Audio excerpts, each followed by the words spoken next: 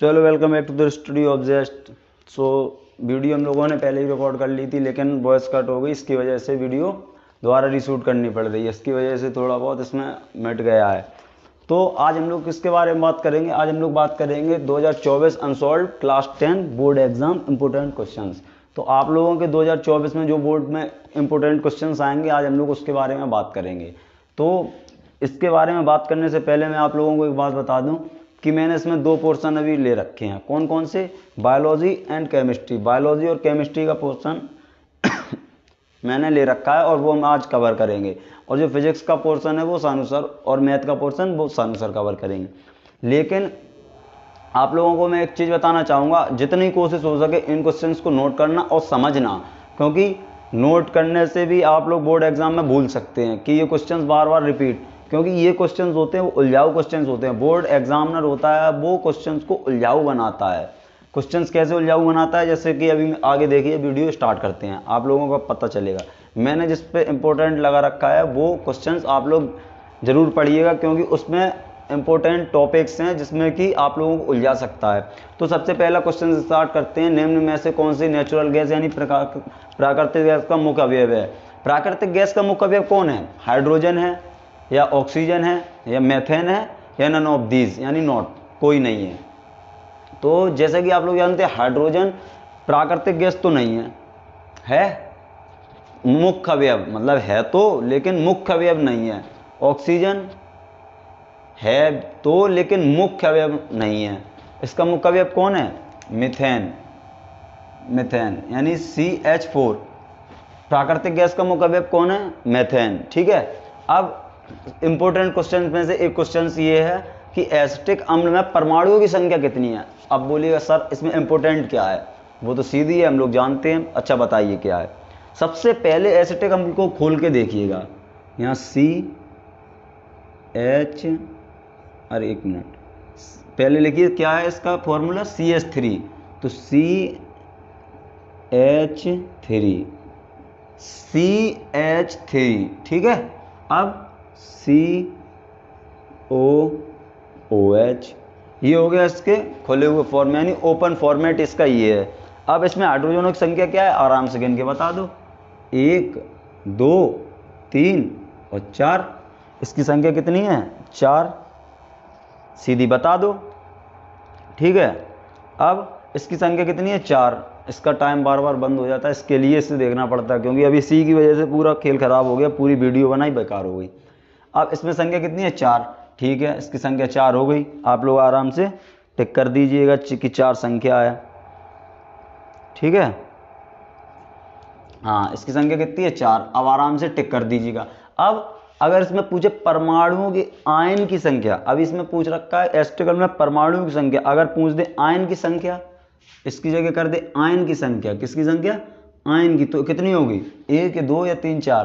तो फिर से हम लोग ओपन फॉर्मेट में लिखेंगे। आप लोग जानते हैं CH3 COO माइनस आयन, और इधर H प्लस आयन, यानी कि समझ रहे H धनायन, और ये फॉर्मेट होता है इसका पीछे क्या देता है? ऋणायन। COO ऋणायन, और ये देता है धनायन।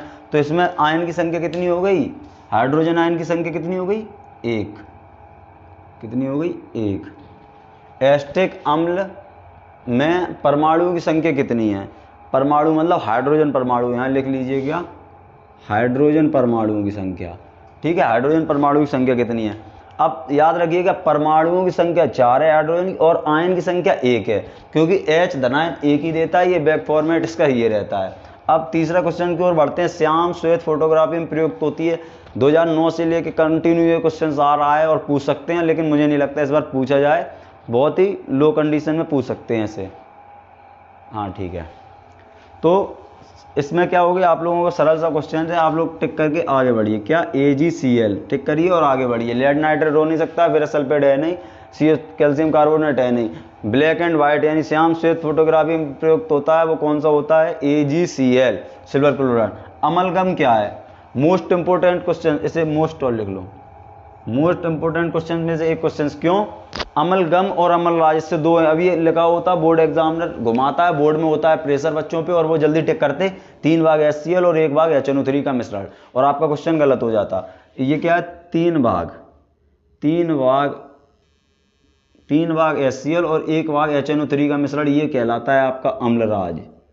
ठीक है, ये कहलाता है अम्लराज। जैसे कि आप लोग टिक करके आगे बढ़ जाते, क्योंकि आप लोगों के ऊपर एक प्रेशर होता है बोर्ड्स में और आप लोग इसे कंफ्यूजन हो जाते और आप लोग यही टिक करके चले आते, लेकिन ये गलत हो जाता है।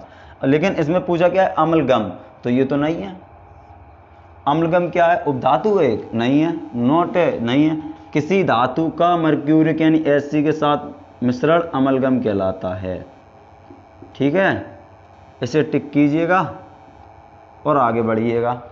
ठीक, बहते हुए रक्त को रोकने के लिए उपयोगी यौगिक कौन सा है, फिटकरी, नौसादार, खाना का सोडा या खाना सोडा। ठीक है, धावन सोडा, खाना सोडा, नौसादार या फिटकरी। आप लोग जानते हैं कि जब हम लोगों की चोट लग जाती है तो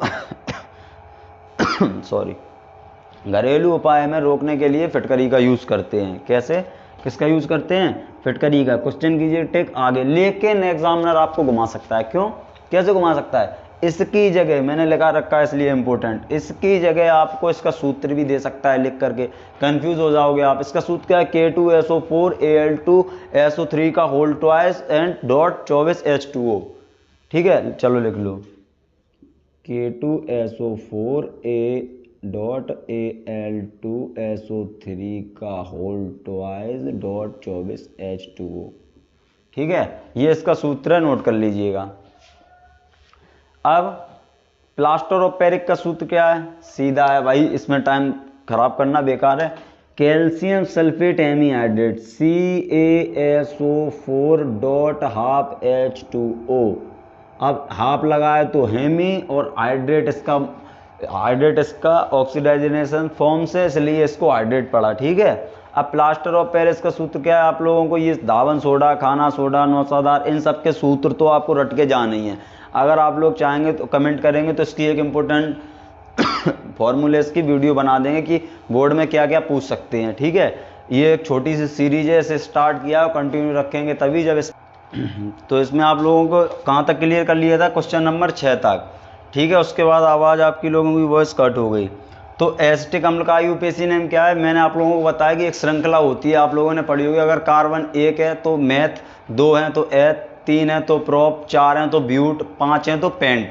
इसी तरह एक श्रृंखला होती है और बैकवर्ड कीवर्ड्स होते हैं, OH है तो OH अम्ल, डबल बॉन्ड है तो ईन। ऐसी आप लोगों ने एक श्रृंखला पढ़ी होगी, अगर नहीं पढ़ी है तो आप लोगों को ये बाद में परेशानी करेंगे और बोर्ड्स में आपके बहुत दिक्कत आएगी। तो इसमें क्या रखा है कि एसिटिक अम्ल का IUPAC नेम क्या है, तो एसिटिक अम्ल का IUPAC नेम क्या है, एथेनोइक अम्ल।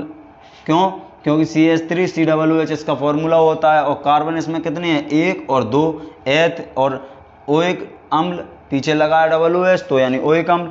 अब लार में कौन सा एंजाइम पाया जाता है, लार में एंजाइम पाया जाता है पेप्सिन, गलत, ट्रिप्सिन नहीं पाया जाता, टाइलिन और लाइसोजाइम। अब टाइलिन और लाइसोजाइम एंजाइम जो हमारे मुंह में लार बनती है इसमें पाए जाते हैं। इसका कार्य क्या होता है, जटिल भोजन या स्टार्च को बोलें तो कन्वर्ट करता है या स्टार्च का पाचन करने में सहायता करता है। ये आप लोगों के 8 क्वेश्चन हो गए कंप्लीट और आगे उम्मीद करते हैं कि अच्छे लगे होंगे। तो इसके बाद हम लोग नेक्स्ट फॉलो करेंगे। ठीक है, तो आप लोग इसको ज़्यादा से ज़्यादा शेयर कीजिएगा, लाइक कीजिए, कमेंट कीजिएगा। तो और यदि इस पर आपकी लाइक कमेंट शेयर आते हैं तो नेक्स्ट वीडियो अपलोड होंगी, वरना नहीं होंगी। सानू सर और हम लोग कंटिन्यूस सीरीज को कंटिन्यू करना चाहते हैं, लेकिन इस पर थोड़ा थोड़ा शेयर कीजिएगा। धन्यवाद। तो सॉरी, हम लोगों ने पहले ही क्वेश्चन कर लिया। ये साली तो आवाज़ की और प्रॉब्लम हो रही है, इसमें बार बार आवाज़ कट हो जाती है। तो हम लोगों ने कहाँ तक कर लिए थे, क्वेश्चन नंबर 8 तक कर लिए थे और 9वें क्वेश्चन से शुरुआत करते हैं। सारे टिक पहले से ही रखे हैं, बस ऐसे समझा दे रहे हैं क्योंकि वॉइस की काफ़ी प्रॉब्लम है। वो वाला फ़ोन मेरा गिर गया और टूट गया। तो आर्नाल का सबसे लंबा भाग कौन सा होता है, छोटी आंत। आपको चित्र के द्वारा भी दिख रहा होगा, जैसे बड़ी आंत होती है वो छोटी होती है, ठीक है, और जो छोटी आंत होती है वो घुमावदार होती है और काफ़ी बड़ी होती है बड़ी आंत के अंदर। ठीक, और ABC को पहचानो। क्वेश्चन नंबर ABC में क्या है, ये चना का बीज है। एक चने के बीज को जब हम पानी में डाल के रखते हैं तो ऊपर के भाग एक प्रांकुर भाग निकलता है और नीचे के भाग मूलांकुर, और उसके दोनों तरफ क्या होते हैं, बीजपत्र। चने के बीज को लेना, दोनों को बीज से तोड़ देना या पानी में रखना, तब उनमें से ऊपर की ओर जो निकलेगा वो होगा उसका प्रांकुर और नीचे जो निकलेगा जड़ उस होगी मूलांकुर, और बीजपत्र उसके दोनों साइड्स होंगे। एथिल अल्कोहल किस प्रकार के श्वसन में बनता है, अवायवीय श्वसन में। किस प्रकार के श्वसन में, अवायवीय श्वसन है। क्या, जैसे कि आप लोग जानते हैं एथिल एल्कोहल में वायु की उपस्थिति नहीं होती है। मतलब ये जो ये प्रक्रिया होती है वो वायु की अनुपस्थिति में होती है, ईस्ट की उपस्थिति में व वायु की अनुपस्थिति में। निम्न में से कौन सा पादप हार्मोन है? निम्न में से कौन सा पादप हार्मोन है? इंसुलिन, थायरोक्सिन और एस्ट्रोजन, ये तीनों मानव से संबंधित है। इंसुलिन अपना जैसे अग्नाशय के पास स्थित होता है और शुगर को इसके इंजेक्शन भी लगते हैं, जैसे आपने देखा इंसुलिन इंजेक्शन डायबिटीज़ को कंट्रोल करने के लिए लगता है। अब थायरोक्सिन होता है वो हम लोगों की थायराइड ग्रंथि में। एस्ट्रोजन मादा से निर्मित है, एस्ट्रोजन एंड्रोजन आप लोगों ने पढ़ा हुआ। साइटोकाइनिन है जो पौधों की वृद्धि, किसकी? पादप की वृद्धि एंड विकास, वृद्धि एंड विकास के लिए होता है। अब यकृत स्रावित करता है लार, पित्तरस, जठररस, अग्न्याशय। देखो जठररस अपना अग्नाशय से और लार अपने मुंह में बनती है और अग्नाशय रस अग्नाशय से प्राप्त होता है और पित्तरस होता है वो हमारा यकृत स्रावित करता है। तो I hope that you understand with this video. तो मिलते हैं नेक्स्ट वीडियो में। आप लोग इस वीडियो को ज़्यादा से ज़्यादा प्यार दिखाइए, और यदि आप लोगों को हमारे VIP नोट्स चाहिए और उनमें जो बोर्ड एग्जाम्स में आने वाले क्वेश्चंस हैं और 100% आ सकते हैं, नहीं मतलब आएंगे ही, तो आप लोग जल्दी से जल्दी कमेंट करिएगा और इस वीडियो को प्यार दिखाइए, जिससे कि हम लोग नेक्स्ट वीडियो की ओर कंटिन्यू करें। Best of luck.